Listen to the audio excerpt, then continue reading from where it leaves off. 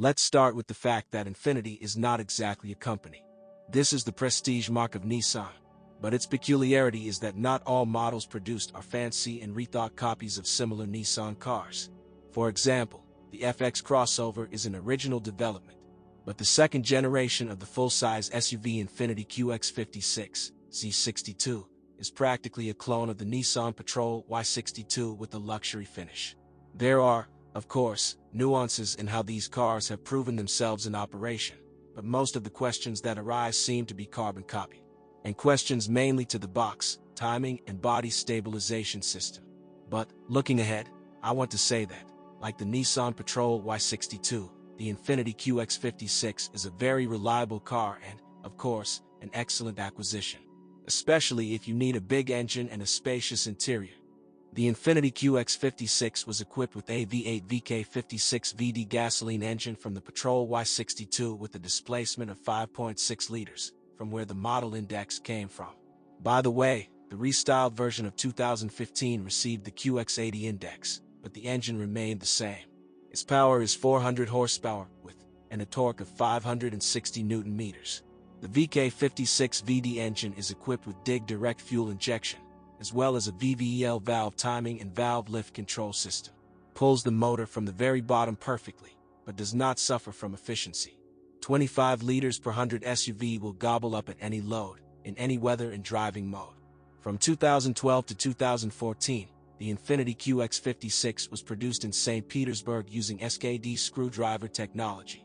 The quality of the assembly does not cause any complaints. The problems of the car do not depend on the place of production.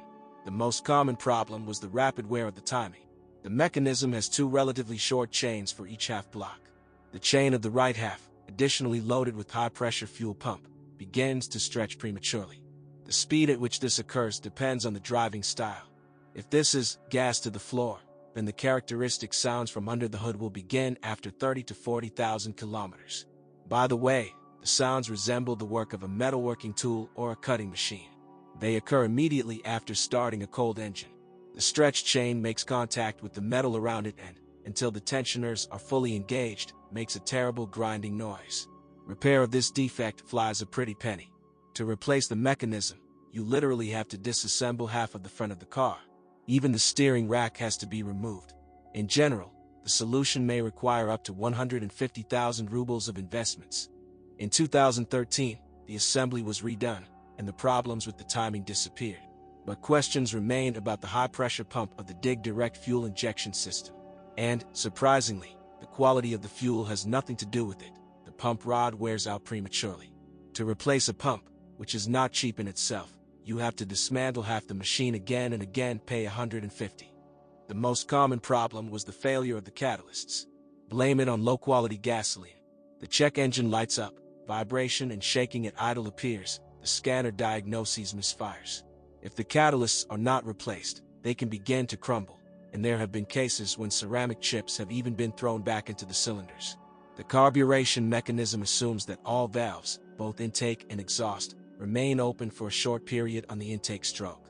This phase is necessary for better filling the cylinders with air due to exhaust gases and for afterburning the mixture in order to reduce harmful emissions. At this moment, on the suction stroke, fragments of the catalyst enter the cylinder. One catalyst costs almost 20,000 rubles, so be careful with gas stations. Of the funny, but rather unpleasant problems, one should name fan rage. The electromagnetic clutch of the connection jams, and the fan spontaneously spins up to maximum speed. Sometimes this leads to its destruction with very unpleasant consequences for the engine compartment. All Infiniti QX56s are equipped with an automatic transmission and automatic all-wheel drive. Rear-wheel drive models were also produced for the New World, which in a warm climate and in the absence of mountains is a completely reasonable choice. In our secondary market, the vast majority of SUVs are all-wheel drive. The control panel for the drive and off-road options is very rich. There are 3 positions directly related to the drive. The main one is auto, which connects the front axle if necessary.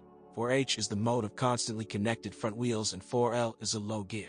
There is also a rear differential lock, a hill descent assistance system and an electronic device that adjusts the operating modes of the units in accordance with the selected program.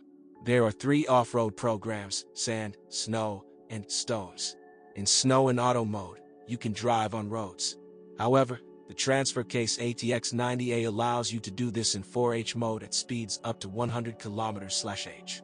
All four-wheel drive components, even electronic and electrical ones, are famous for their reliability and endurance and do not have characteristic problems. Rough off-road driving requires frequent oil changes in transmission units, at least once every 60,000 kilometers. The RE7R01B gearbox is 7-speed, fast and quite reliable, which cannot be said about the torque converter. Shocks when switching and trembling during acceleration indicate the need for its repair.